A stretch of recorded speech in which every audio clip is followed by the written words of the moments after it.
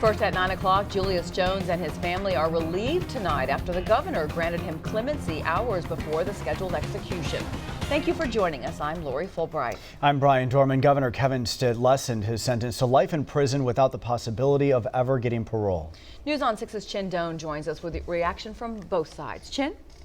Brian and Lori, this case has been moving through the legal system for 22 years since Jones was accused of killing Edmond businessman Paul Howell in front of his family. Today's moments of waiting for the governor's decision felt like an eternity for many on both sides.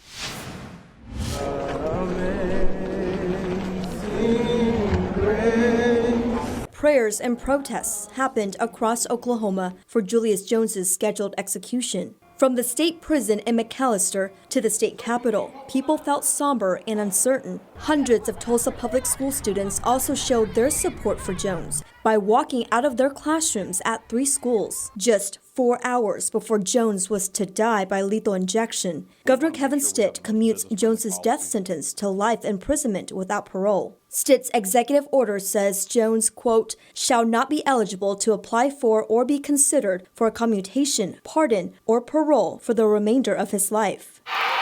Jones's family says they are relieved, but they believe he shouldn't be in prison at all. It was not what we asked. It wasn't what the Pardon and Parole Board voted, but God is the reason.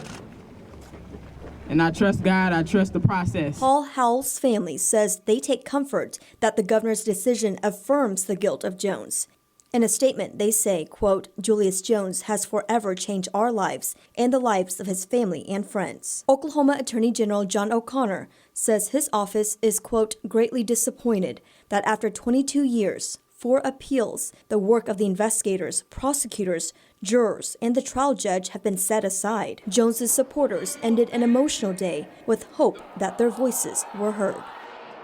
Jones's mother says she is thankful for today, but she will never stop fighting to free her son.